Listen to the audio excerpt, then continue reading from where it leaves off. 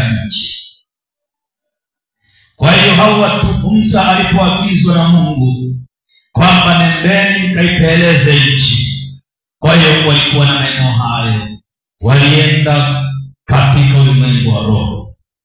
Je, eneo la tatu, kuipeleleza nchi kuna nguvu tatu kubwa. Leo hii wao kisimama Kristo wa Nyawele, tunataka tuipeleleze nchi fulani, lazima utambue nguvu kuu tatu ambazo ni kubwa, ambazo za kupeleka wewe kwenda kuipeleka nchi kwa urahisi. Usipokuwa na nguvu hizi kuu tatu, maana yake unaweza kushindwa. Nguvu ya kwanza ya kuipeleka nchi ni macho ya kiroho. Ni macho ya kiroho. Nguvu ya pili, masikio ya kiroho. Na nguvu ya tatu, ujasiri na imani. Ujasiri au ujasiri wa kuamini au ujasiri wa kiimani, kama Yoshua na Kalebu. Wao hawakuwa na majitu, bali waliona ushindi. Lazima Kristo tuwe na macho ya kuona zaidi ya macho ya kawaida. Tuwe na masikio ya kusikia taarifa za rohoni. Kuna jambo litakutokea, unapewa taarifa.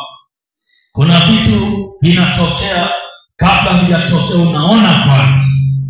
Baada ya kuona ndipo unakuja kushughulikia vema. Ili uweze kupata hizi nguvu tatu, lazima utenge muda wa sala. Wewe kama wewe ujitafute na Mungu, uombe Bwana, uwe na muda maalum wa kuomba Bwana, na pia uwe na ulinzi wa kiroho, kwamba ni wakati gani huu, niende kwa njia ipi, na nani yuko nani. Haleluya. Kila unapofanya ibada, ule ulinzi wa maswali ya kiroho, lazima ujiulize, wakati wenyewe huu wa kumtafuta Bwana, je, niende kweli kumtafuta Bwana? Mbili, ni njia ipi niende nayo? Pia ni nani yuko upande wako? Si kila watu wanaona kwa upande wako, lasha.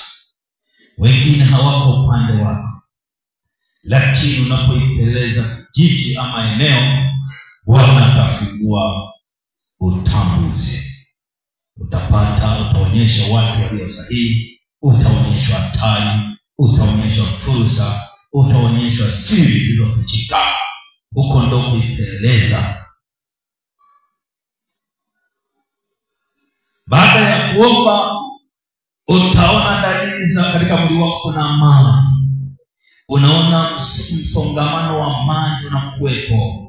Upinzani wa ajabu, ukiona kuna upinzani wa ajabu, ujue kwamba kuna hatari. Wakati mwingine unatazama katika maono yako, huoni njia.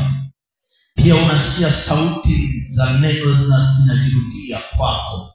Kuna kuwepo na sauti, ukiomba sana unaanza kusikia sauti inasema na wewe, inakupa habari, ujue kwamba umeshafikia kwenye kiwango cha kupeleleza. Haleluya, cha kupeleleza. Kwa hiyo pia tumeona maeneo haya ambayo ni nguvu, ambazo ni nguvu tatu. Nchi na siri tatu.